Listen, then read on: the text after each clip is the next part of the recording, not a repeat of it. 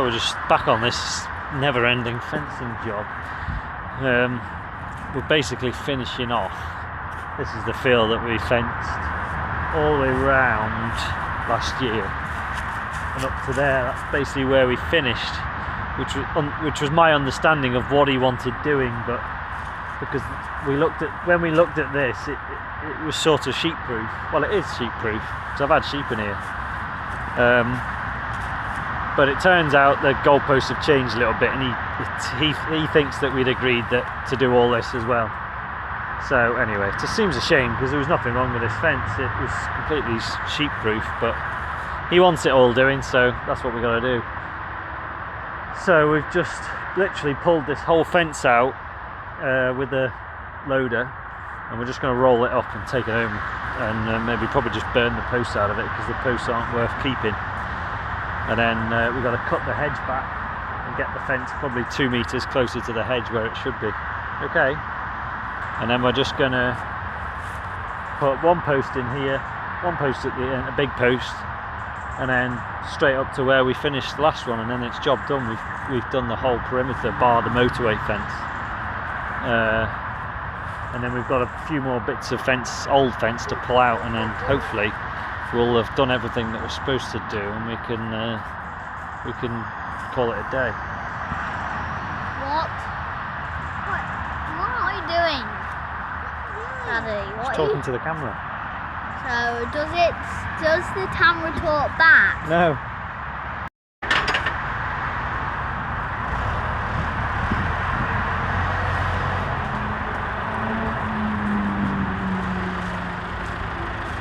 So we've got that far piece cleared. We're just going to pull these posts out now.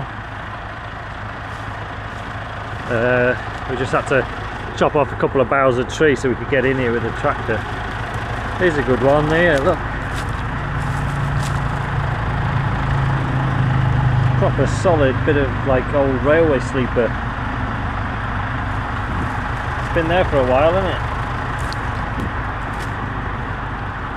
But yeah. The fence is actually going to take a different line. It's going to sort of head towards that post there, so it won't be as close to these trees. Then it'll end up at that corner post.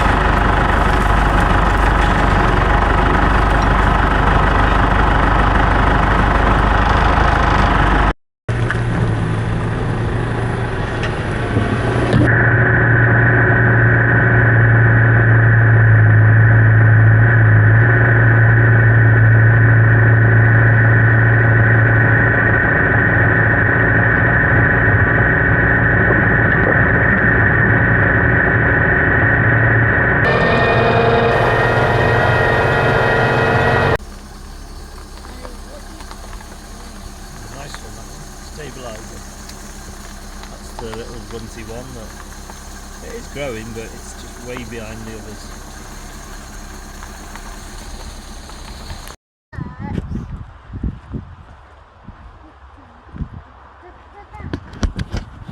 Got this bale wrapper. It's a Teagle. It's a Teagle / Dan-Agri. They can't make their mind up what it is. I don't know whether it was Dan-Agri and it was bought by Teagle or the other way around. I don't know, but it's Teagle / Dan-Agri, I think. Am I saying that right? Is it Teagle or is it Twoes? I can't remember. I'm getting confused now. It doesn't actually say Twoes or Teagle on it, so I could be totally wrong about that. But yeah, no. There's blue stuff that's Twoes, so maybe it's Twoes. Can't remember. Anyway, it says Dan-Agri on it. It's an Auto Wrap 514. The chap who I bought it off didn't seem to be, well, I bought it in an auction, but when I went to pick it up he didn't seem to be overly confident about whether it worked or not. He sort of said, yeah, just go and have a play with it, see how you get on, and I was like, well, what does that mean? Does it work? Or but he wouldn't really say one way or another. So I sort of brought it home a week or so ago and took it off the trailer, and I haven't looked at it since. But at some point we are going to have a look at it and see if we can get it working. What's wrong with your dog? But yeah, so I've just hooked it up. I'll go and get the box out of the shed and try and fold it all out. I think these things fold down. Obviously I've got a ratchet strapped around it to stop it because they were wobbling around a bit on the roads. But yeah, in theory it's a twin satellite fast bale wrapper that can wrap round bales or square bales. So it'll be great if it works, but we'll find out. Yeah, if anyone knows anything. I mean, I don't really know a lot about wrappers. There's a lot of witchcraft going on, isn't there? Really, a lot of different sensors and valves.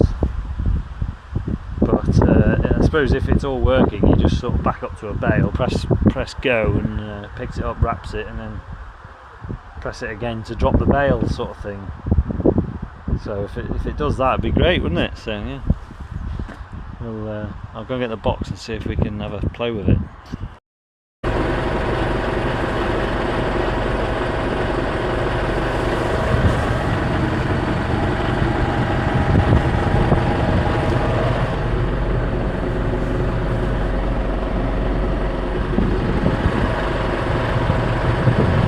Well, it appears to be going round. I'm assuming in a minute it'll stop. Yeah, this is the last, that's it.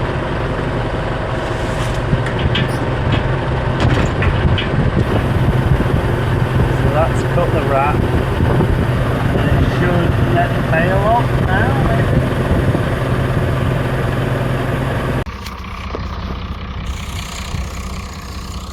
Yeah, I've just come back to me field that I sprayed to try and kill off the weeds, mainly ragwort. Probably almost a week ago now I sprayed it. I'm just having a look. I mean, it's certainly done a good job on the docks.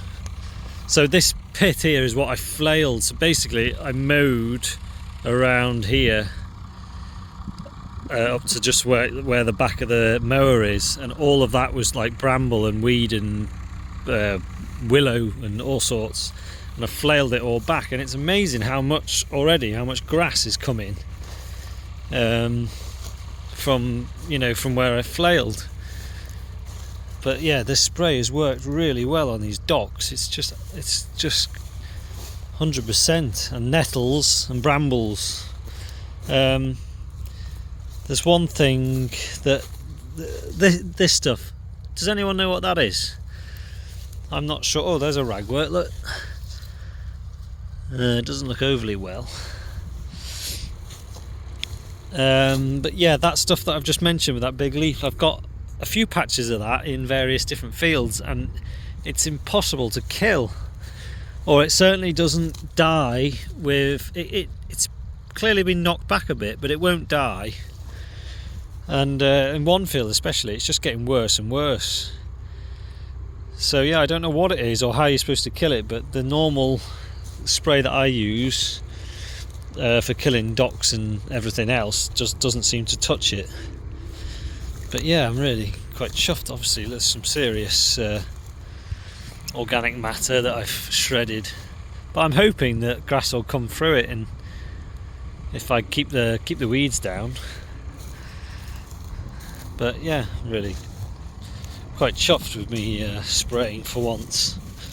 I'm just hoping that it's done a job on the ragwort, but I haven't seen a lot of it, and I didn't see a lot of it when I was spraying, to be honest, so I'm hoping that it's not too buried in the grass, that it didn't, that it maybe if it was a very small leaf hiding in the bottom of your grass lay, it might not have got killed. Like there's some some broadleaf weed there, but which hasn't been caught by the spray. Oh, there's one. There's a ragwort. Yeah, I mean it's gone amazingly stalky. That's been bitten off. Well, I can't tell whether that's been bitten off by some sort of pest or whether that's where I mowed it last. But yeah, it's like shot up and tried to go to seed. I'm surprised how much grass has come back, considering it's an organic field, so it's not had any feed or anything for forever. All I've put on it is a tiny sprinkle of nitrogen. I mean, really, the P and K indexes will be very low, but I didn't have any to spread, so I didn't bother putting loads of nitrogen on because I knew it wouldn't work. I did put lime on. I put a little dusting of lime and some nitrogen. It's not a bad crop really. What's coming back? Here's some more ragwort. I don't think that is looking anywhere near as dead as it should do. It's bent over, but it's certainly nowhere near as dead as the docks and the nettles. But I'll have to wait and see.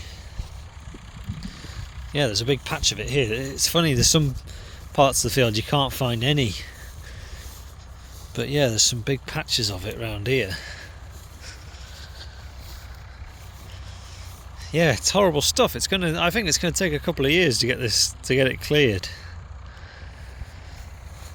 But yeah, anyway, I don't know what more I could have done. Maybe next time I spray it, I'll have a word with the rep and see if there's a bit more of a ragwort specific spray to use.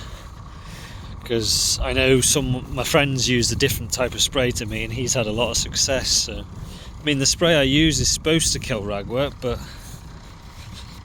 it's obviously not quite as strong against it as maybe some different ones. So, anyway, I'm going to go and try the mower out on the case and see how it goes. There's a little 2-acre paddock at the end of this field. First cut stuff. I'm just going to go and mow it off and probably bale it as bedding. So we'll see how that goes. Well, that didn't really go to plan. Second run round, and there's a great big cast iron manhole, which I don't remember it sticking up above the ground, but it must be. I don't remember hitting it before, but I haven't mowed this field for 2 years, so I don't know. I did sort of remember there was a manhole there, but I obviously didn't see it. It's put a big dint in my skid, and that blade's come loose, and I don't have any spanners, so I'm just waiting for Dan to come with a hammer and a spanner to do that, to do the blade back up. So yeah, slow progress. While I'm waiting, I'm just going to pull a few of these ragworts out because there are a few dotted about. But yeah, this hasn't been cut for 2 years. I actually thought it would be like a mow it and ted it once and bale it for hay job, but it's not at all. It's very, very green. It's like green with dead stuff in the green. So it's almost gonna have to, unless it's Friday today and we've got till I think Monday night before it rains. So, well, before it forecasts rain. So I don't know whether it's going to make hay in that time or whether I bale it as silage. It's not exactly. I just thought, I'll just ted it, shake all the seeds out of it, and then bale it as just bedding hay. But I don't know what to do with it now. I really don't know. Anyway, I'm going to pull some ragwort.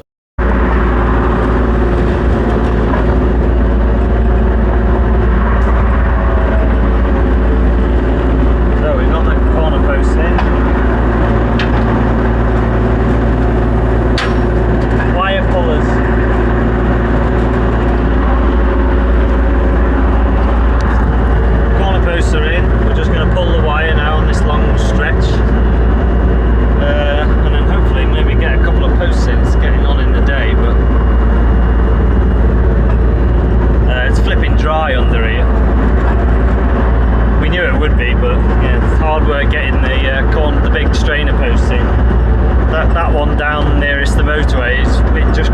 stopped, we had to give up on it. So, but it's rock solid. You know, we've strained it. I don't think it's going anywhere, but it just looks a bit silly because it hasn't gone all the way in. So we're going to try and pull this wire now.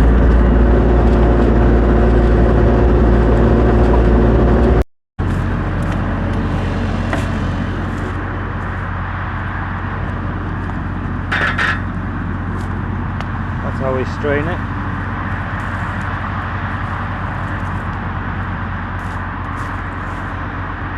Oh, that's pretty tight actually. I think that might do. If you go too mad trying to get it tight, you end up just pulling your post out. That looks pretty tight. By the time you lift it up and lower it down in your highs and lows,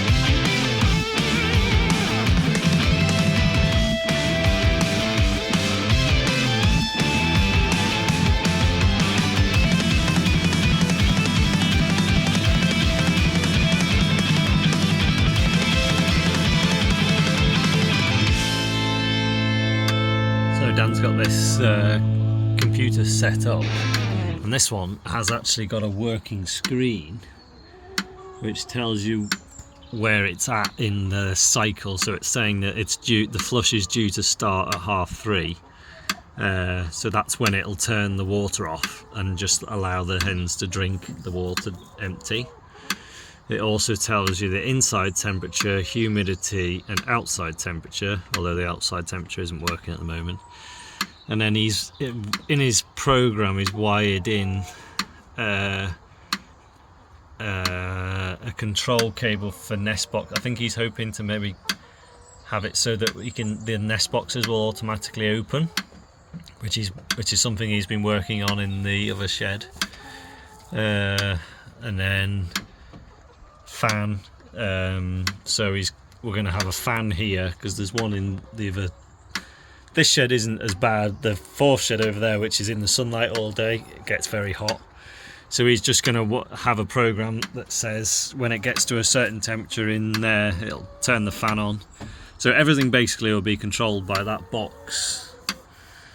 But at the moment it just, well, hopefully I think we'll put the lights on that as well eventually, because at the moment I've got like a digital timer in the shed for the lights, and they do go wrong, they get water in them and I'm forever having to replace them. But I'm hoping that eventually this will control the lights as well, so it'll literally control the whole shed, and we'll just try and get as much as we can automated.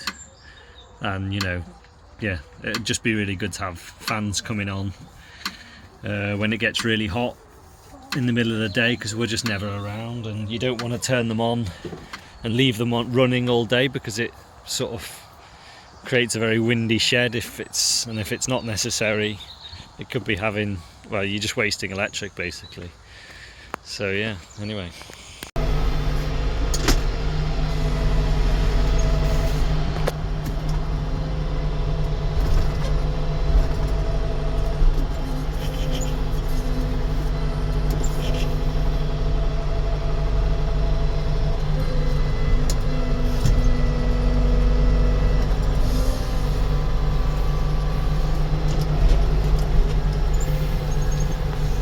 Loading some bales from a friend. He's finally got it dry. I think he had to turn it, and he's got his baler working. So we did have a go trying to bale it the other day with our baler, but it was a bit of a disaster.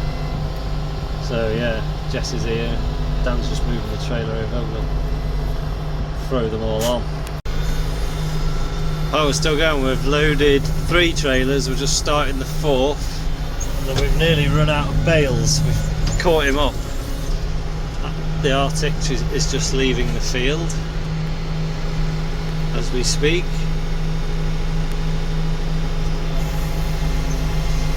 Yeah, it's going well. Yeah, this is the calf that I was umming and ahhing whether to give up with, because it just looked like it just stopped growing and it went really downhill compared to the others. This Hereford was one of the best ones in the bunch, but it's got a hell of a dip in its back.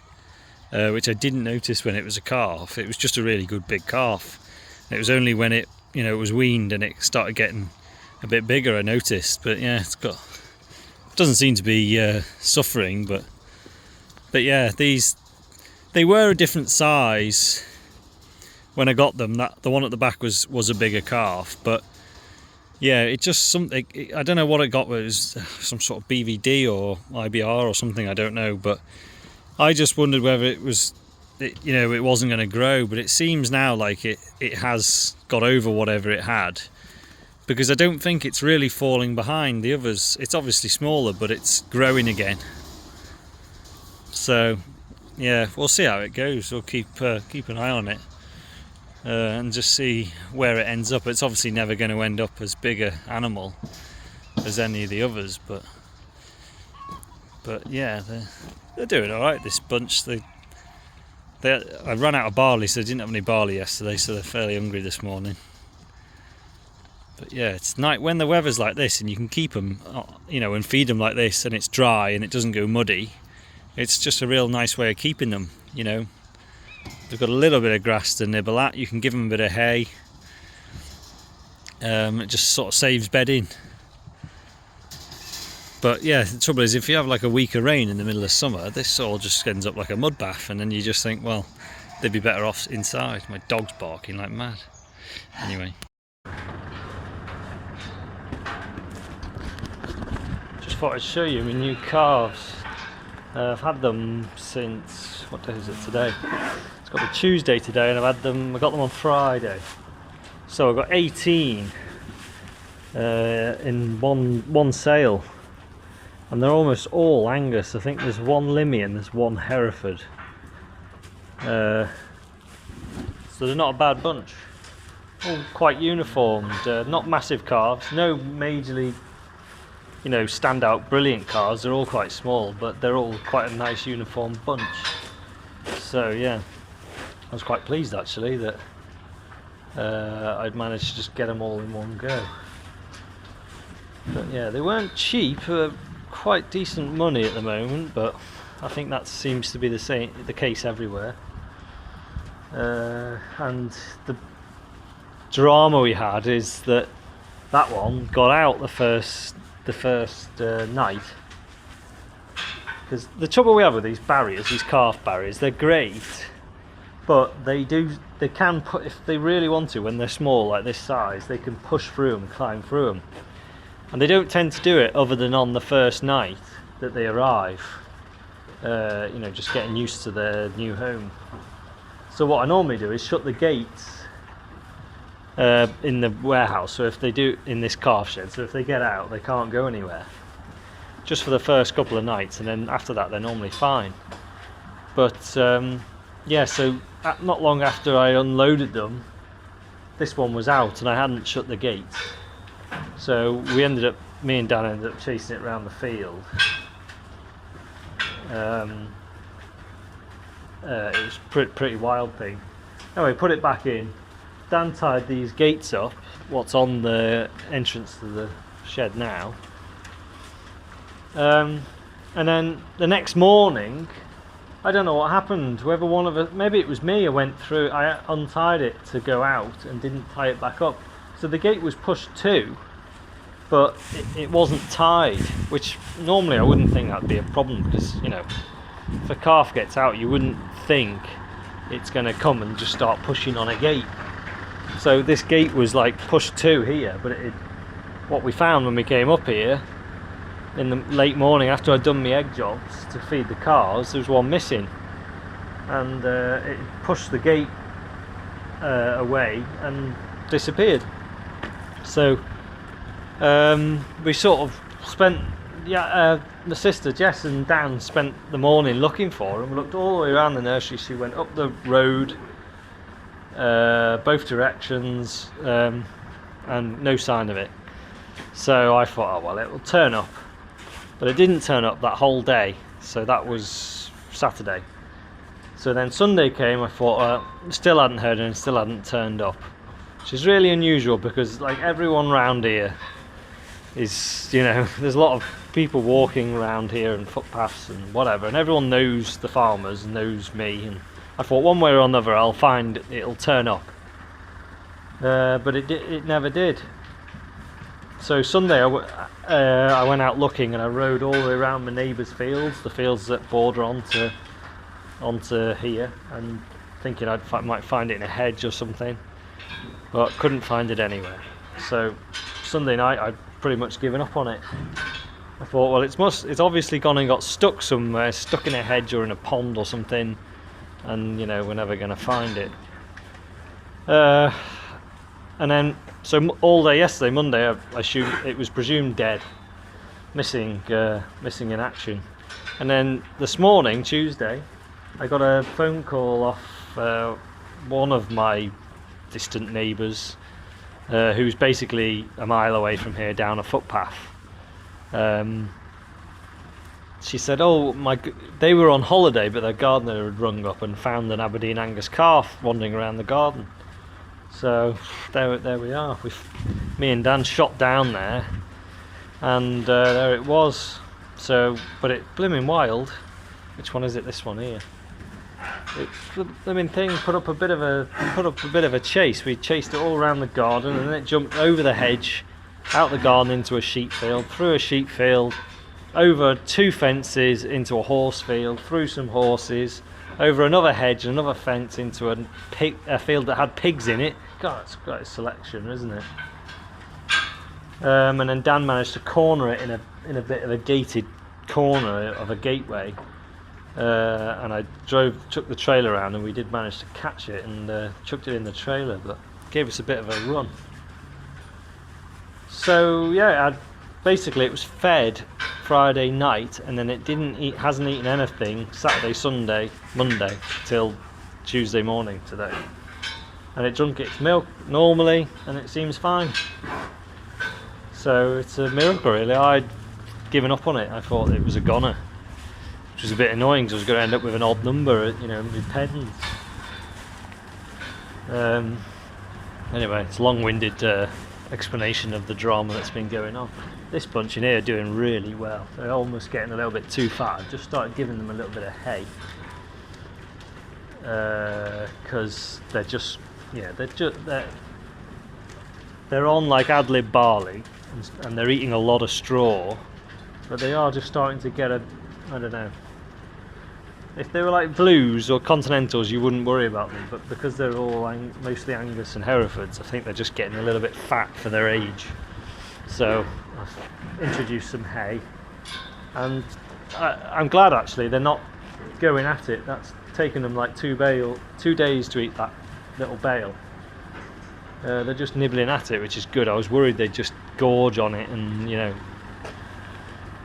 they wouldn't give themselves a chance to get used to it. So, but yeah, I think they're old enough now and big enough to introduce a bit of grass forage, so hay and then maybe silage, because I haven't got a huge amount of hay. So we'll see. But yeah, everything's doing all right. So anyway, we'll go up into the top yard and I'll show you what else has been going on.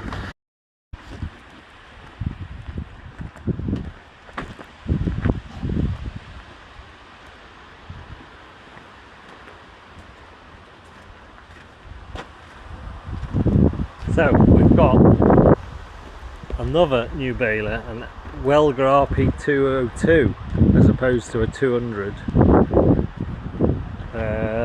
which we picked up in a sale, and I went and picked it up yesterday, and it is just what we wanted. We've had a bit of a look at it last night, well Dan has, and this morning, and we're quite happy with it. It's in pretty good nick. The worst thing about it is it doesn't have a control computer. The cable there that Dan's holding the end of should have a little handset on the end, which sort of controls your net wrap, whether it's on auto or manual, and it also has the beeper in it to go in your cab, which obviously tells you when the baler's full. Which we've priced one up and they're about 800 quid, so which is a bit more than what we're wanting to spend, really, considering it's quite a simple thing. Dan reckons he can fettle something up to if nothing else, just beep or something when the baler's full. Which basically we've got the control box on the other baler, which should have a buzzer on it. I don't think it's the right one for this baler, but it does a similar thing, so he's trying to figure out whether or not we can use it. But other than that, it's in pretty good nick. The pickup reel wants a bit of attention. It wants 4 or 5 new rings and a load of new tines, but other than that, all the chains are all right. This big long one could probably do with a link taken out of it, because it's right on its longest setting. But pickup chain is okay, that's tight, and yeah, so we're pretty chuffed with it. For what we paid for it, it's a lot of baler. Even the lights worked. I went and picked it up yesterday from the sale and pulled it home with the Land Rover, which was a little bit hairy, because obviously it's a bit of a lump of weight and there's no brakes. So, but it wasn't too bad. Once I got a bit of air in the tyres, because they were a bit bouncy to start with, it towed all right. It was just a little bit too far to go with the tractor, really. Bit of a long drive, but. So yeah, we got it home. We're quite chuffed with it. We were sort of hoping that we could take parts off the 200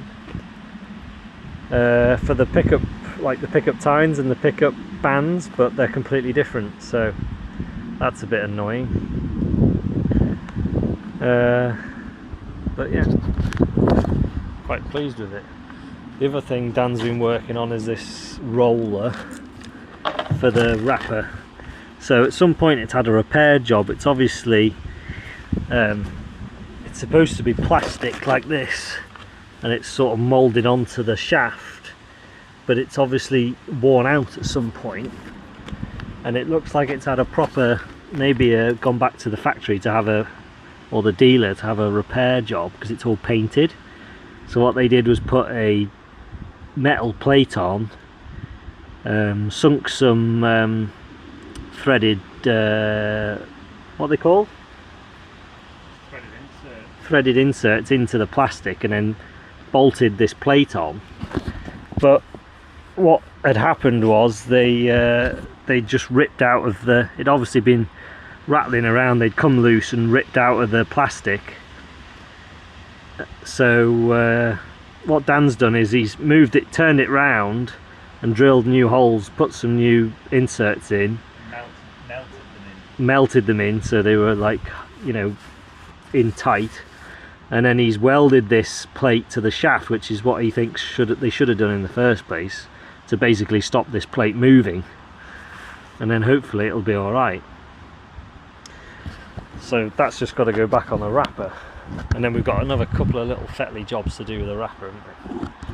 And then we're good to go. We have got some I did mow a bit of grass, just some old first cut paddocks that I needed to tidy up, which has been down for a couple of days, which we were hoping to maybe go and have a go baling today, but Dan's just still trying to figure out this baler buzzer. So yeah, we just got this roller to put back on here. And then the other thing with this, the only other thing that we can see wrong with this, is the whole wrapping arm is sort of sagging down, and these rotors occasionally catch the knife, you know, the cutting knife, because they're just sitting too far down. So what we were thinking of doing is, it's just clamped on here with two clamps, is taking the weight off it with the JCB, loosening all these off, maybe packing it out if we need to, or maybe just try tightening these ones up at the back, just to get it to sit square again, to get rid of that sag, so that they're nowhere near hitting the knives or the rollers when they're spinning round. Which seems an easy fix, but we haven't done it yet, but hopefully we'll do that. And apart from that, everything seems to work on that wrapper amazingly. I thought the problem we'd have with it would be sensors and, you know, electrical problems, but it does its whole wrap sequence on its own in auto. It picks bales up, puts them down. It's all a bit worn out, all the pins and everything are, you know, it's very used, but it works. So we're hoping that we'll be away with that as soon as Dan's put the roller back on. So that's what's going on. Exciting times. We've got 50 odd acres of spring barley straw to bale, probably in a week or so. I drove past it the other day, and it still looked a bit green in the tram line, so I'm hoping it'll be another week before they cut it, and then hopefully we can bale it ourselves with this baler, or some of it. I want to small bale some of it as well, so it's going to be busy when that kicks off. But so yeah, there's a lot going on really.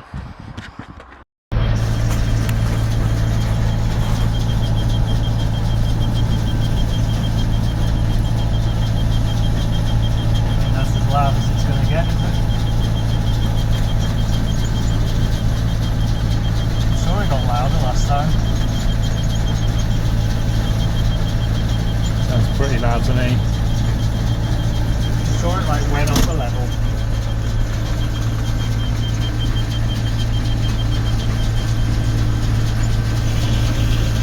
Also, it's a bit annoying that the bale keeps rolling into the baler. Yeah, no, I was going to say make sure you back up a bit before you let it out, so you got a bit of room to pull forwards. Yeah. I saw it, you can see the daylight. Yeah. I saw it rolling back towards the baler last time. That neck slipped over again, doesn't it?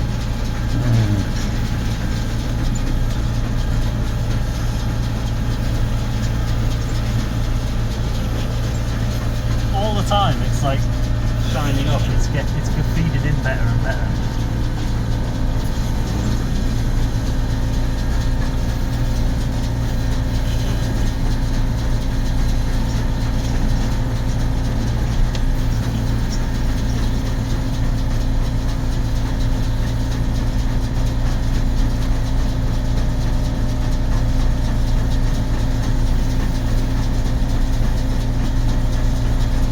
How it's going in now, considering when we first pulled in the gateway it didn't look like it wanted to take anything, did it? No, I thought it was just going to block. well, I think it's just because you blocked again down there, didn't you? Yeah, but it's because I tried to turn and I tried to ram it all inside. Well, Because the rate man problem, that one. It's fairly rocking its way now.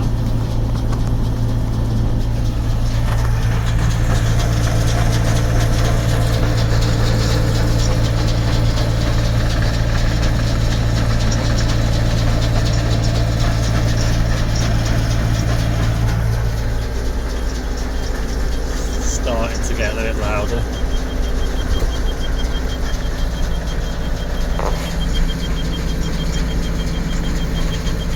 See the revs dropping to 530.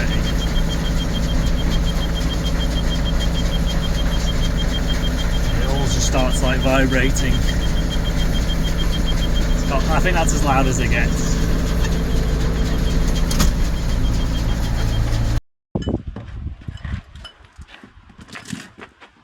So yeah, Dan's just put this back together. He's made a little metal plate there which is welded to the shaft, hopefully to try and stop this plastic thing spinning on the shaft and moving.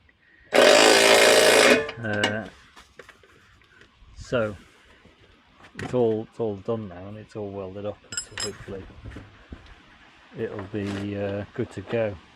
We've just lifted the weight off this with a JCB to try and stop this rotor catching on the corner of the blade. And we found in here, wedged in these gaps, there was a £1 coin in each one. So we think maybe the previous owner had been trying to wrap maybe like 6-string quadrants or something, square bales, and so they were trying to lower the wrapper arms down. Maybe. I can't think why else you'd want to do that, because obviously with round bales it's not going to be a problem at all. So yeah, hopefully when I let go of it, it won't sag down as much. If it gives us another inch clearance, then it shouldn't catch at all, hopefully. So yeah, so the baler's gone all right. We need to just go through and check all the chains. This chain here, I took a link out of, that one's nice and tight, but the chain that does the back rollers, I think just wants looking at, and this chain here is slack as anything. We don't really know why. This is the tensioner, so whether this is just knackered, it's like a spring loaded thing. So we're not quite sure why it's not more tight, but it might just want another link. It might want a link taken out of this as well. So yeah, and then a lot of the banging was, it's got like a finger mechanism in here. You can't see them now because they're down, but basically fingers come up and just flick back, instead of there being a big rotor drum, which is quite noisy. The whole mechanism is quite noisy, so we just need to check that it's not rattling anywhere. And then obviously there's loads of rings that want replacing, because that's all just filled up with grass, which is no good. And I think half the times that it got blocked here on these edges were because of those pickup tines. Because if it was feeding quicker into the middle, it would have like pulled the edges in with it, these bits in along with it, rather than. But the trouble was that it was stalling because it wasn't catching, because there isn't enough tines in the middle, so the edges were trying to be pulled in, you know, so it just wasn't feeding evenly. So I think all that can be fixed, but on the whole we're really chuffed with it. Dan's little control box worked, so we took the control box out of the other baler and he had to rewire it, because this is completely different. This one runs the baler that this is off, you have power going in and then power going out with, and then this is like the control box, whereas on this baler the control box is all on the baler, and then this is just like a remote, so there's no, what this should be is just, there shouldn't be any power going through it, it's just like a switch remote. So Dan's like rewired it basically to do that. So all we use is this button. That button engages the net, and then there's a buzzer in there, a beeper, which beeps when the bale density gets full. So it took a bit of figuring out, but he did figure it out, and it does sort of work. So yeah, we're quite pleased actually. It saved us, if we can use that and it works, it sort of saved us like 800 quid. So yeah, had a good day really. So first thing in the morning we're going to try that wrapper, see if we can wrap the bales that we've done, and then get them home, and then we need to just get some parts for this pickup before we try and do some more. We've got a bit more grass to do really, and then we've got a lid of straw to do, so we need to try and get it ready to go. It's just good that we had that little paddock to practice on really, and see what problems we had. But yeah, there aren't actually many. Well, we're just off fetching the bale. We're going to go and try and wrap the bales that we baled last night. Dan's been tinkering with this all morning. He's been welding on new brackets, well, bolts to hold panels on, and he's been just trying to tidy the panel work up a bit, because it's all just sort of flapping around, and we ended up just taking it off to save it rattling. But yeah, we're going to see if this wrapper works now. Hopefully it will. I've just been and picked up a couple of rolls, well, my trailer and a couple of rolls of wrap, because I don't know what the stuff that's on the wrapper, I don't know what it's like. Knowing my luck, it'll just keep ripping, because it's probably been sat on the wrapper for quite a while. We're going to catch Dan up. Yeah, I haven't been driving that tractor for the last couple of weeks, on and off. This tractor feels very fast, going 42k, and it feels like I'm absolutely flying along.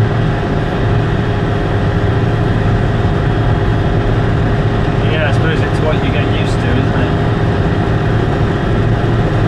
Having driven that 30k, well, you think, well, seem to be able to get around just fine. You know, is it worth spending the money to make it go faster? But I don't know. At the end of the day, it's what you get used to. If you had all 30k tractors, you wouldn't think anything of it. It's just when you've got different tractors that go different speeds, you realise.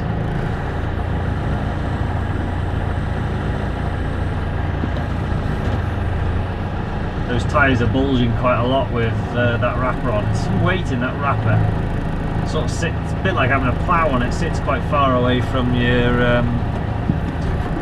draw, you know, from your tractor.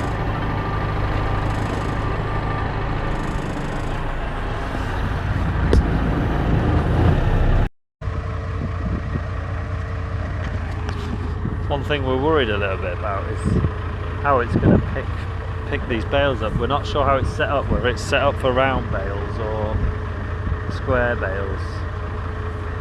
So, and I don't know whether the rollers don't seem to turn when you pick the bale up. But we'll see. Try that. So what? Should I just put it in auto? Just pick bale up, click it once.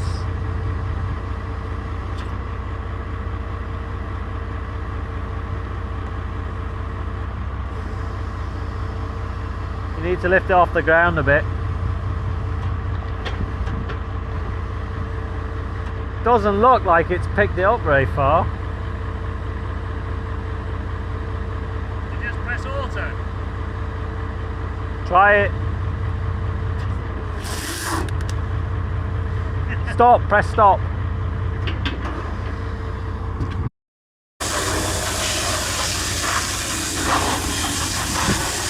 Rev it up a little bit.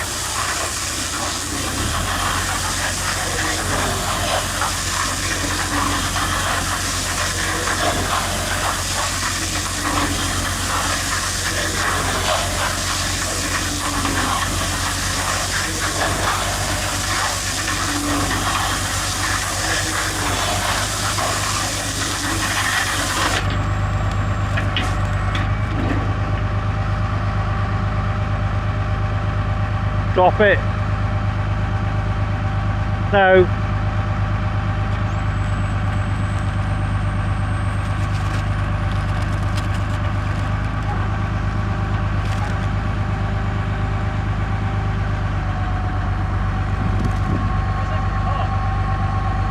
It doesn't really.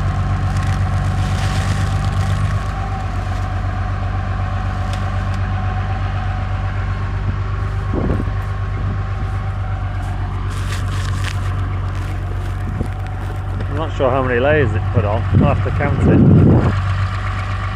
It did seem to work though.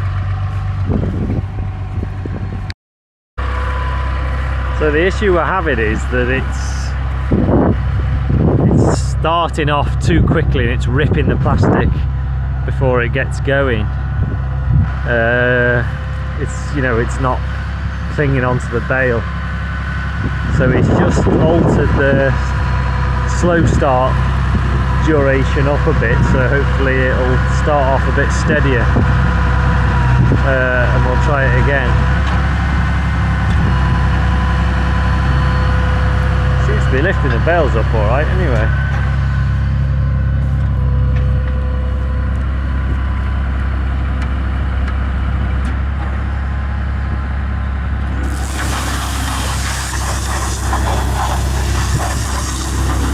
Well, that worked that time.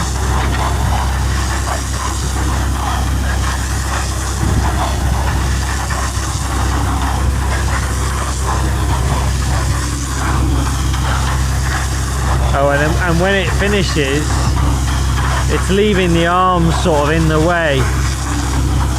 So he's altered that duration a little bit as well to see if it parks the arms out of the way a bit better.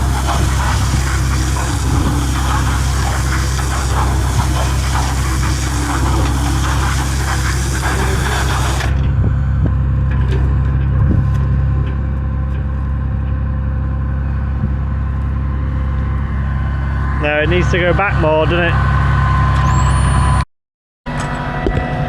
Yeah, one thing we've noticed is the size of the balers a lot smaller out of this Welger baler than what we've been getting out of the Fusion. So I've got 10 on the bottom of my trailer, which is what I used to get when my friend had my contractor had the Lely combination baler. I always used to be able to get 10 on the bottom of my trailer, whereas so when he switched to the McHale Fusion, the bales were all quite a bit bigger, so I could only get 8 on the bottom. So yeah, they're noticeably smaller bales, but it doesn't really bother me. It's quite nice actually being able to fill my trailer right up again. I don't know whether he's just figured the wrapper out. He's done a couple where he's had no issues, but the last 2 he's had to jump out. I think the wrap keeps snapping. Whether it's not very good quality wrap because it's been sat on the wrapper for a while, I don't know. He still hasn't run out. We did bring some more wrap, some new stuff, but not sure whether he's actually going to need it. He's only got 4 more to do. So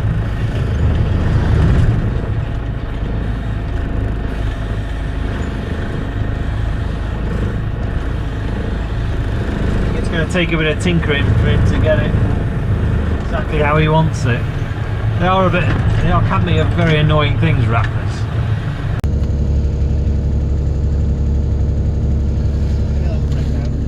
We're just taking these posts out from the greenhouse, and what we're finding is that they're all in a massive lump of concrete, which is fun, which we can't break it off. It's proper solid, so we're having to just load them into the trailer and take them home, and then, I don't know, deal with them when they're at home. But some of them have got massive lumps on, so Dan's just trying to make it a bit smaller, because it seems like ridiculous amount of weight to be hanging off a little bit of you know, box section basically.